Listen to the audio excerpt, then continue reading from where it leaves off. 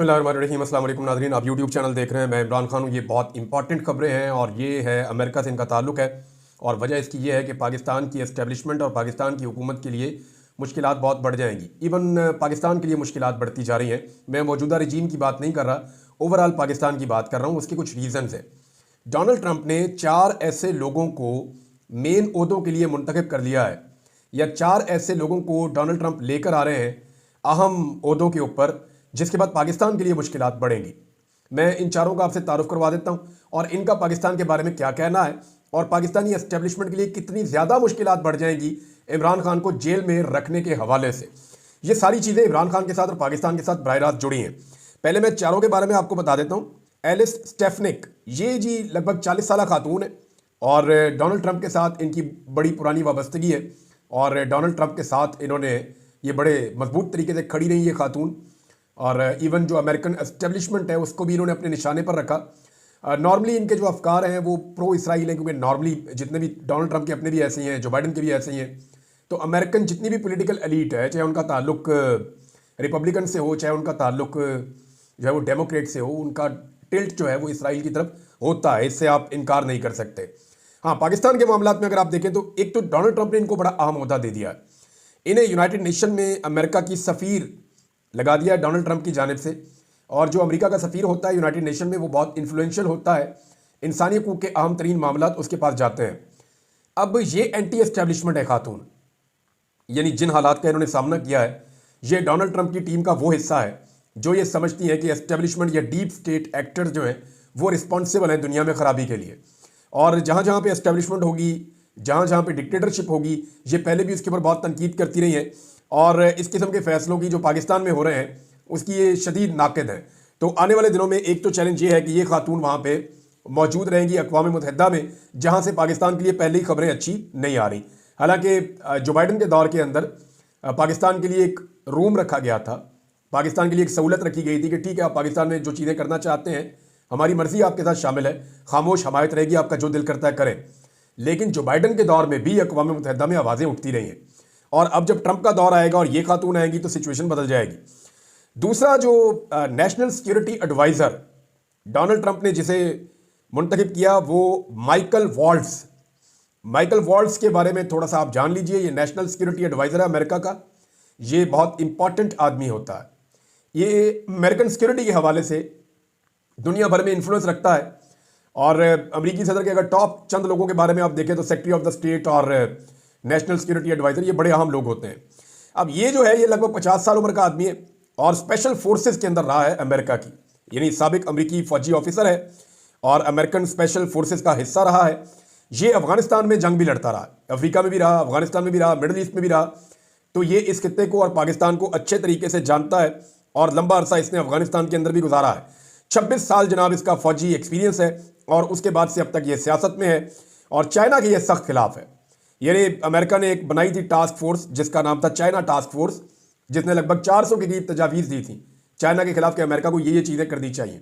वो 15 के करीब लोग थे इसके अंदर, तो ये उसका हिस्सा था। ये जो है जो अमेरिका का नेशनल सिक्योरिटी एडवाइज़र आ रहा है माइकल वॉल्ट्स, ये उसका हिस्सा था।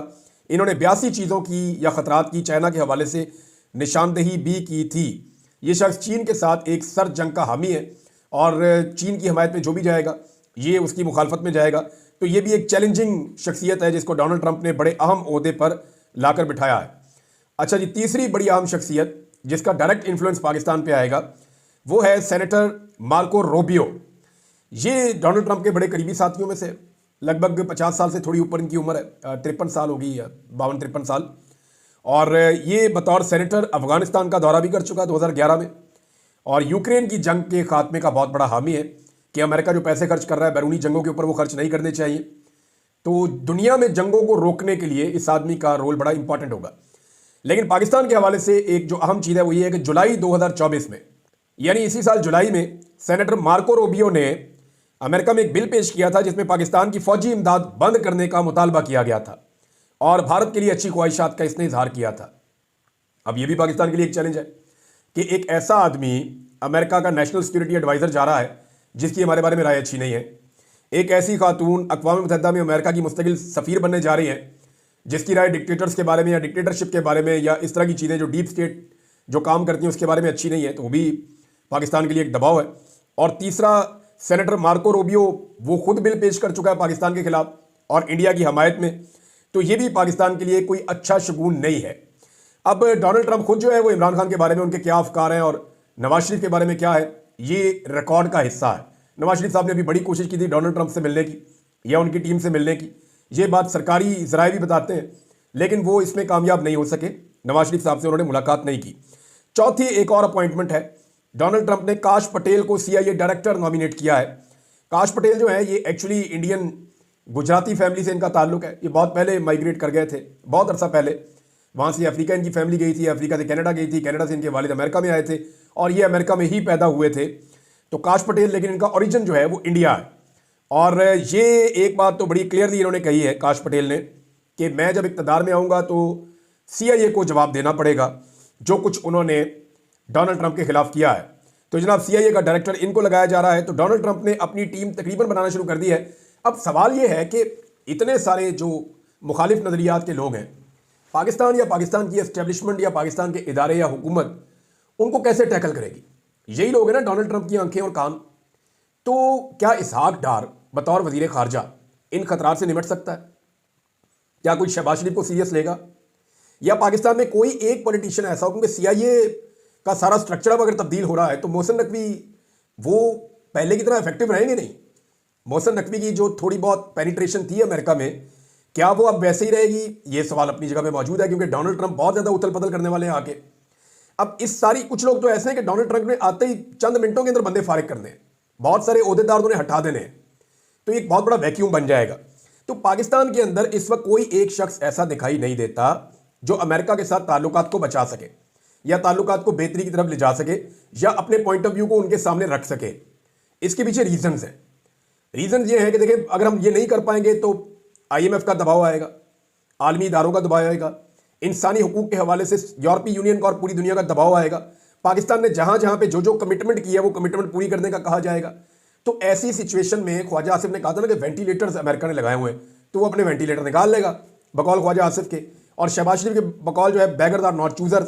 तो आपके पास कोई चॉइस नहीं होगी उनकी हर बात मानने के अलावा। अब इसमें कोई एक ऐसा शख्स कम से कम इस पूरे सिस्टम के पास या पाकिस्तान के पास होना चाहिए जो अमेरिका की आने वाली क़यादत को, जो 20 जनवरी को आ रहे हैं, उनको पाकिस्तान के हवाले से पॉजिटिव चीज़ें उनके सामने रख सके या पाकिस्तान के हवाले से कुछ पॉजिटिव इमेज बिल्डिंग कर सके। एक आदमी है जो ये कर सकता है और वो है कैदी नंबर 804। वो जेल के अंदर बंद है और उसके शदीद तरीन इख्तिलाफात हैं पाकिस्तान की एस्टेब्लिशमेंट से, मौजूदा रजीम से, मौजूदा हुकूमत से। जो ज़्यादतियाँ उसके साथ की गई हैं उसकी माजी में मिसाल नहीं है। अब जो आदमी काम आ सकता है, जो आदमी इस वक्त इस मुश्किलात में भंवर में से पाकिस्तान को निकाल सकता है, वो आदमी जेल में बंद किया हुआ है। और जितने नकम्मे, नलायक, नकट्टू और फारक किस्म के लोग हैं उन सारों को इक़्तिदार में रखा हुआ है। अब इसहाक डार से आप उम्मीद करते हैं कि वो जाकर वहाँ अमेरिका के साथ पाकिस्तान के ताल्लुकात ठीक करेगा? वो भाई पहले जाके एयरपोर्ट के ऊपर कपड़े उतार के तलाशी देंगे, उसके बाद फिर कोई अगली बात होनी है। ये तो जनाब पाकिस्तानी पॉलिटिशियंस की औकात है। अब इमरान खान साहब का एक कद है और उनका एक करियर है और उनके बारे में अमेरिकन की भी और जो वेस्टर्न कंट्रीज हैं उन सबकी एक राय है। तो इमरान खान की कम से कम रिस्पेक्ट है, वो जब बात करते हैं तो लोग उनकी बात सुनते हैं। अब जिस आदमी की बात सुनी जाती है उसकी आवाज़ बंद की हुई है पिछले 1.5 साल से, और जिन्हें कोई नहीं सुनना चाहता उनके हाथ में ढोल पकड़ाया हुआ है कि ढोल बजाओ और बात करो, और कोई सुन ही नहीं रहा। ये जनाब इस वक्त पाकिस्तान की सिचुएशन है। जो शख्स इस सिचुएशन से पाकिस्तान को निकाल सकता है उस शख्स के पास जाना पड़ेगा, उसकी मिन्नत करनी पड़ेगी और उसे मनाना पड़ेगा कि for the sake of this country, Pakistan की खातिर आपको भी रोल प्ले करना पड़ेगा। हम आपसे माफ़ी मांगते हैं, हमने बड़ी ज़्यादतियाँ की हैं, उन ज़्यादतियों का अजाला तो नहीं हो सकता लेकिन एक नई शुरुआत हो सकती है। आइए बैठें और पाकिस्तान को आगे लेकर चलें। लेकिन क्या इतनी अक्ल किसी को है? अभी तक तो सारे डरे हुए हैं। डर इस बात का है कि इमरान खान आएगा तो कोई समझता है मुझे नौकरी से निकाल देगा, कोई समझता है कि मुझे जेल में डाल देगा, कोई ये समझता है कि इमरान खान मेरी सियासत तबाह कर देगा, कोई ये समझता है कि मेरा करियर तबाह कर देगा। तो हर कोई इमरान खान से डर रहा है और डर के मारे उसका सामना करने के लिए तैयार नहीं है। नवाज शरीफ साहब की हालत आप देख लें, जो इमरान खान के बाद आप एक तगड़ा पॉलिटिकल आदमी कह सकते हैं, वो 3 दफ़ा पाकिस्तान का वज़ीर आज़म रहा, तो वो नवाज शरीफ है। अब नवाज शरीफ की हालत ये हो गई है कि नवाज शरीफ साहब अपनी बेटी को और कारकुनों को साथ खड़ा करके वहाँ पर जब वो पहुँचे अपने घर तो नारे लगाए नवाज शरीफ के, तो किसी ने जवाब ही नहीं दिया। नारे लगवाए मरियम नवाज के, तो किसी ने जवाब ही नहीं दिया। यानी लोग, अब इनके अपने लोग इनको सीरियस नहीं ले रहे, परेशान है। अब वहाँ नवाज शरीफ साहब ने शिकवा किया, उन्होंने कहा जी मुझे गंदे अंडे और टमाटर मारे गए हैं और गंदी गालियां दी गई हैं, मेरे पीछे नौजवान पड़ गए हैं, इन्होंने एहतजाज करना है तो अच्छे तरीके से एहतजाज करें। और मियाँ साहब ने जो है वो बड़े शिकवे किए, बड़े गिले किए कि ये मेरे साथ क्यों हो रहा है। तो मैं 2-3 चीज़ें आपके सामने रखना चाहता हूँ। देखें, जब भी नवाज शरीफ के ऊपर कोई भी एहतजाज करता है या नवाज शरीफ के ऊपर कोई भी आदमी उसका रास्ता रोकता है, तो वो सबसे पहले अपना कैमरा निकालते हैं यूरोप में, ओवरसीज़ पाकिस्तानी, और वो इसको रिकॉर्ड का हिस्सा बनाते हैं कि जनाब ये देखें ये गुजर रहे हैं, ये हमने इनसे सवाल किया और ये हमने एहतजाज किया। अब जो गंदी गालियों की मियाँ साहब बात कर रहे हैं वो तो मैंने आज तक नहीं सुनी। हाँ, मैंने नून लीग के लोगों से जो मियाँ साहब के घर के बाहर खड़े होते हैं उनके मुंह से बहुत बहुत गंदी गालियाँ सुनी, गलीज गालियाँ सुनी। उनमें से 2-4 गालियाँ देने वाले तो लाके यहाँ पे पंजाब में होतों पे भी मरियम नवाज ने अपने साथ लगा दिए, उन्हें इतना पसंद है। कई ऐसे अकाउंट या ऐसे लोग जो गंदी गालियाँ देते हैं उन्हें मरियम नवाज फॉलो करती हैं अपने ट्विटर के जरिए से, तो ये उनकी टीम का हिस्सा है। तो अगर गालियों का मियाँ साहब शिकवा कर रहे हैं तो कोई ऐसी वीडियो, कोई ऐसी चीज़ इन्होंने नहीं दिखाई जिसमें इनको गंदी गालियाँ नौजवान दे रहे हो। और अगर कोई इनका रास्ता रोकेगा और टमाटर और अंडे मारेगा तो वो वीडियो क्यों नहीं बनाएगा, या मियाँ साहब क्यों नहीं बना रहे? इसके अंदर कोई खेल लगता है, कोई चक्कर लगता है। शायद मियाँ साहब ये शिकवा कर रहे हैं कि देखो कादी फायद ईसा की गाड़ी को टच किया था सिर्फ किसी ने और आप लोगों ने लोगों को निशाने इबरत बना दिया। क्या मैं इतना बुरा हूं कि लोग मुझे कुछ भी करते रहे और मेरे बारे में आप उफ करने को तैयार नहीं है, या किसी को भी आप निशाने इबरत बनाने को तैयार नहीं है, या किसी से भी आप मेरी बेइज्जती का हिसाब लेने के लिए तैयार नहीं है? तो मियाँ साहब ने ना अपने इस बयान के आखिर में ना इस्लाम का हवाला दिया, इखलाकियात का हवाला दिया। तो मैं चंद चीज़ें मियाँ साहब के सामने रखना चाहता हूँ कि जब जमायमा खान के घर के बाहर उधेड़ उम्र के इंसान जो हैं वो अजीब गंदे गंदे डांस कर रहे थे, अजीब किस्म के इशारे कर रहे थे, तो मियाँ साहब तब आपकी इखलाकियात और इस्लाम कहाँ गया था? मियाँ साहब जब लोगों की चादर और चार दीवारी का तकद्दुस पामाल हो रहा है गुज़िश्ता 2.5 साल से, तो आप कहाँ हैं? तशद्दुद और फस्तायत पूरे पंजाब के अंदर, पूरे पाकिस्तान के अंदर हो रही है। इमरान खान के घर के ऊपर बार बार हमला किया गया, उसके घर के अंदर घुसे, बार बार उसके घर वाले में जहाँ उसके घर में लोग रहते थे उनको मारा। उस वक्त मियाँ साहब आपकी इखलाकियात नहीं जागी? अल्लामा इकबाल की बहू के घर के अंदर अटैक करके दरवाज़ा तोड़ के अंदर घुस गई आपकी पुलिस, उस वक्त आपकी गैरत, आपकी इखलाकियात और आपका इस्लाम नहीं जागा। फितना इमरान खान को करार दिया गया, इमरान खान के ऊपर मजहबी किस्म के घिनौने इल्जामात लगाए गए, मजहब कार्ड इस्तेमाल किया गया, यहूदी एजेंट करार दिया गया, हत्ता कि उसके ऊपर कातलाना हमला हो गया। तो तब मियाँ साहब आपके ये वाले जज्बात नहीं जागे। बेनज़ीर भुट्टो की गंदी तस्वीरें किसने फेंकी थी मियाँ साहब? याद करें, आप हेलीकॉप्टर से पिकवाई जा रही थी जब आप तकारीर में बेनज़ीर भुट्टो साहबा को अजीब अजीब गंदी बातें करते थे, तो मियाँ साहब और करवाते भी थे और करते भी थे। तो इसी कारकर्दगी की बुनियाद पे तो आप राणा सनाउल्लाह साहब को लेकर आए थे। तो मियाँ साहब तब आपकी इखलाकियात, आपका इस्लाम कहाँ गया था? घर की खवातीन को अगवा करवाया गया मियाँ साहब, सिर्फ एक आईनी तरमीम के लिए। बीवियों को, बहुओं को, बेटियों को अगवा करवाया गया, माओं के गिरबानों में हाथ डाले गए मियाँ साहब। तब आपको ये चीज़ें याद नहीं आई? खवातीन पर तशद्दुद करवाया गया, गिरफ्तारियाँ करवाई गई, आपको ये चीज़ें याद नहीं आई? बच्चों पर जबर हुआ है इस मुल्क में मियाँ साहब, तब आपको ये चीज़ें याद नहीं आई? अगवा बराए बयान पाकिस्तान में करवाया गया, जबरी गुमशुदगियाँ करवाई गई। मैं एक सहाफ़ी हूँ, मुझे सिर्फ इसलिए कि मैं आपको सपोर्ट करूँ मियाँ साहब, यानी मुझे जिन लोगों ने अगवा किया, एजेंसी ने मुझे अपनी कैद में रखा और मुझे वो 3 मरतबा उन्होंने मुतालबा किया इस बीच में कि अगर तुम नवाज शरीफ को सपोर्ट कर देते हो या हमारे दोस्त के साथ दोस्ती कर लेते हो और उसके लिए बयानियाँ बनाते हो तो फिर तुम्हारे लिए आसानियाँ पैदा हो जाएंगी, तुम अपने घर चले जाओगे। मियाँ साहब आपके लिए मेरे पे टॉर्चर किया गया और कहा गया कि मियाँ साहब को सपोर्ट कर दो। तो ये तब आपको याद नहीं है? ये इखलाकियात, ये सारा भाषण, जबरी गुमशुदगियाँ जब हो रही थी, जब आप जाली मैंडेट ले रहे थे मियाँ साहब और विक्ट्री स्पीच कर रहे थे, तब आप भूल गए थे? कैंसर की मरीजा को जेल में बंद करके आपने उसकी जीती हुई नशिस्त छीनी है मियाँ साहब। उस वक्त आपको इखलाकियात याद नहीं आई, तब गैरत नहीं जागी, तब आपका इस्लाम जो है वो उसने आपको मना नहीं किया। इद्दत वाला केस आपने बनाया इमरान खान के खिलाफ, कितना घटिया केस है, और इसके ऊपर आपने और आपकी पार्टी ने बार बार सियासत की है मियाँ साहब, और आपने उस शख्स को वोट डाला जो इस केस का गवाह बना जाकर। तो तब भी आप लोगों को मियाँ साहब ये सारी चीज़ें याद नहीं आई। आपको सिर्फ तभी याद आती है जब आपके लिए कोई 2 नारे आपके खिलाफ लगा दे। ना आज तक आपको किसी ने मारा, ना आपके ऊपर किसी ने ऐसे अटैक किया, बल्कि वो सिर्फ आपसे जवाब मांगते हैं। वो कैमरा निकालते हैं और आपसे सवालात पूछते हैं और जवाब मांगते हैं उन चीज़ों का जिनके जवाबात आपके पास है ही नहीं। आप एक इंटरव्यू किसी न्यूट्रल सहाफ़ी को मियाँ साहब देकर दिखाएं, चैलेंज है आपको।